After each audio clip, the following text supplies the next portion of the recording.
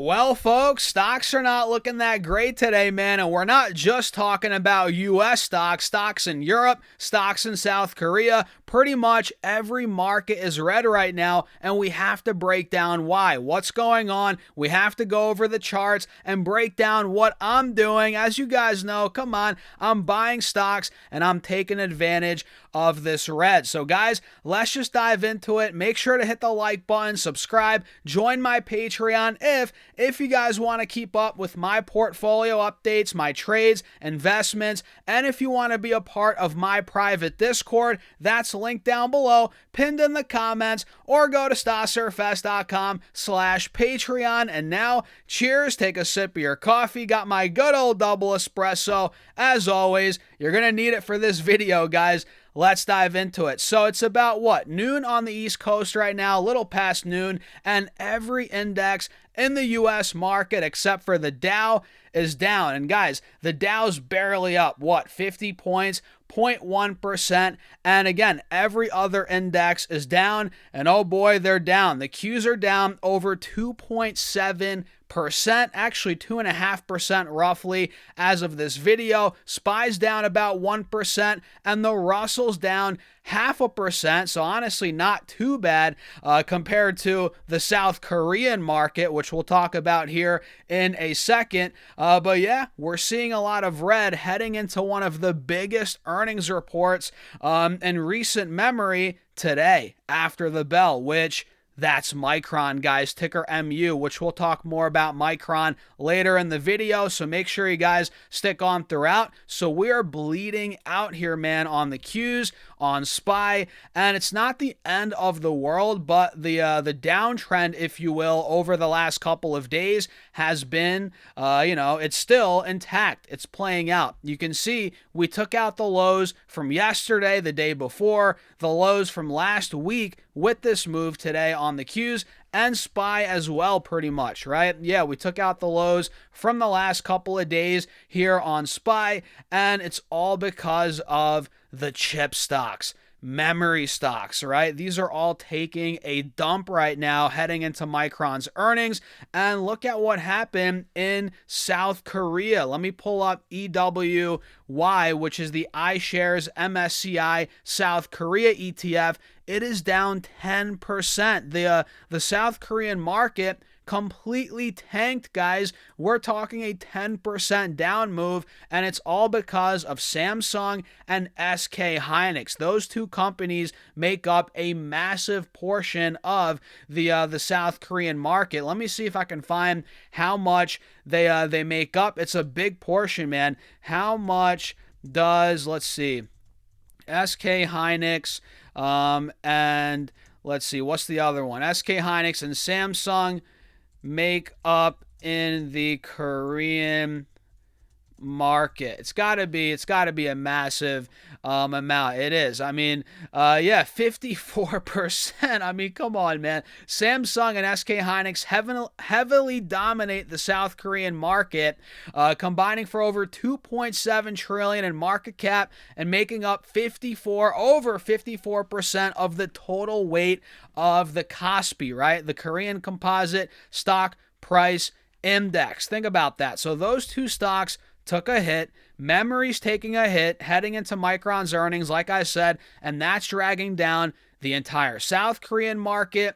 The European market's taking a hit. Obviously, they're a bit more diversified. They're not just the European market's not relying solely on memory stocks, but this is causing the entire market globally pretty much to go down. VGK is an ETF I'm watching from Europe. The Vanguard FTSE Europe ETF, that's down about 1%. That pales in comparison to what the South Korean market's down.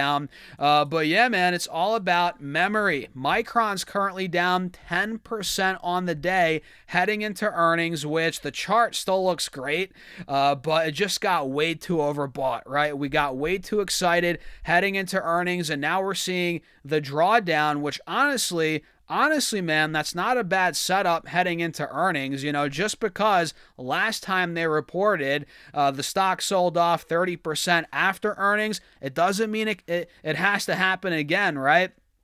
So maybe this is setting us up for a rebound post earnings. We shall see. SNDK is another one here, SanDisk, which is down 11%, 11.5%. SanDisk also got very hot. They don't have earnings today, but they were pretty much up to the right, price to perfection, all-time highs. So we're getting a drawdown there, which I think is honestly healthy. The semiconductor ETF, SMH, is down about 5.5%, 6%, not too bad. And SOXL, which now we'll get into what I'm doing here, guys. SOXL is now trading at 242. It's down 20% on the day. This is the direction daily semiconductor bull 3x ETF. It's a leveraged ETF. Be careful, guys. But your boy is in this stock or this ETF right now. In other words, I'm living life on the edge, baby. We're trading. We're trading a 3x leveraged. It feels like when I first started trading, guys. I used to trade these all the time. I was sitting on the edge of my seat every freaking day trading these ETFs. I don't trade them much anymore, but when I do see an opportunity, I pounce on it, right? So I bought some SOXL, I like to call it, SOXL, earlier today at about 235, and we got down to 230 just about 10 minutes ago, so I was sweating it out, watching it go down under my cost, but I held, and here we are. We're at 243.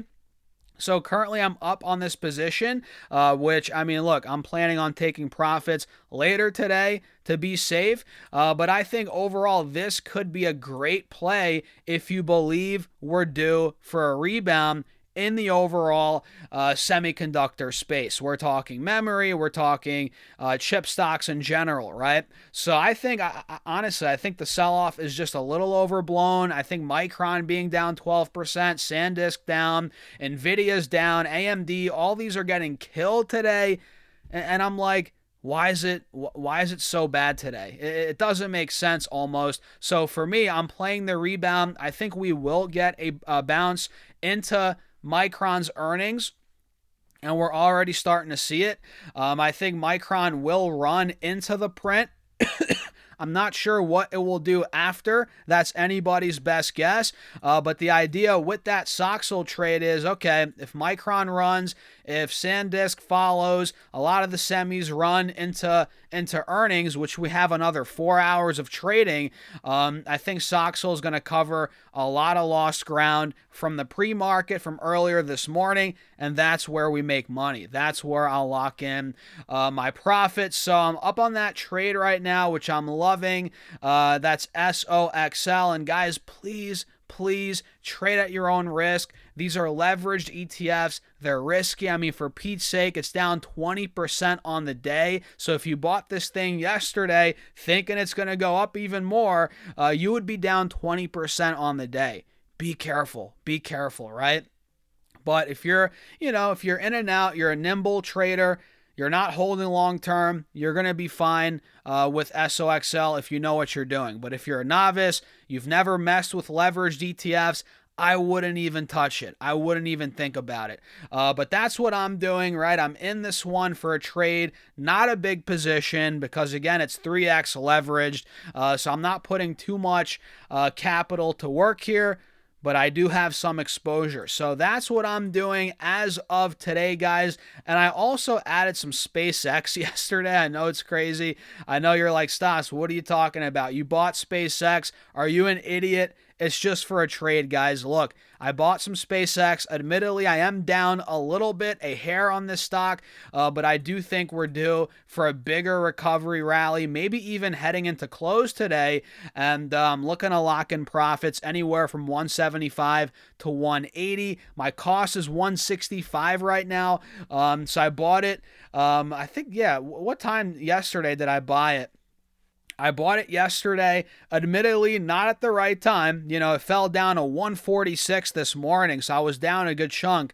But now we're pushing back towards my cost, and I think we could take it out, and I'll make some money on this trade. And look, man, this is not an investment. I'm not buying and holding SpaceX long term. Like I've said before with IPOs, I'm not the biggest fan. I'm just trading the hype. I'm trading the ebbs and flows of the stock, if you will. And I still think we're ultimately going lower, but I think before we go lower, we're due for a relief rally. Again, trading the ebbs and flows of the stock. And this, just like SOXL, is not a big position. Look, I'm not putting half of my account in SOXL, in SpaceX. I'm not crazy, man. I wasn't born yesterday, right? But I am messing around with these with a smaller amount of money, and we'll see. I think I'll make money on both of these trades. Hopefully SpaceX continues to move, man. We're pushing 163. We're actually above these moving averages for the first time on the 5-day, 5-minute chart in a couple of days. So I like the way that trend is starting to play out. We're breaking through. And again, Soxel, I'm very excited about it. I think ultimately, let's say hypothetically, Micron crushes earnings. This is if I hold through earnings, which is very risky. But let's say Micron crushes earnings, semis pop into tomorrow. This could easily be running back to the mid-high 200s easily, but holding overnight is very risky. It's very dangerous, especially holding into Micron's earnings, because what if Micron drops 15% after earnings? Not saying it will, but you got to play the what if with leveraged ETFs, especially when you're looking to hold overnight potentially. If Micron dropped 15%, this thing is going to get absolutely smoked tomorrow, as is the entire semiconductor, sector, industry, right? So keep your eyes on these guys. And again, be careful in this market. We have a big earnings report coming up. Micron, they're going to crush earnings. We all know it, but is it too overpriced? Is it already baked into the price is what I'm trying to get at here. That's the $1 million question. If they crush earnings, great. If guidance is awesome, great. What's the price reaction going to be? Because that's what they did last time. They crushed earnings, they crushed guidance, and the stock collapsed. And that's where I was buying the crap out of it all the way down to $326. And here we are at $1,100, pretty much just a short few months later. So how much is already priced in? That's the $1 million question, and that's going to determine where semiconductor stocks go in the short term and SOXL. So that's where I'm at. What do you guys think? Let me know in the comments. And of course, make sure to hit the like button, subscribe, join my Patreon if you guys want to keep up with my actual portfolio updates, my trades, investments, and if you want to be a part of my private Discord, we're talking all day pretty much in that Discord, guys. Check it out. Link down below, pinned in the comments, or go to stossurfs.com/Patreon. And now, with that being said, cheers. I'll see you all in the next video.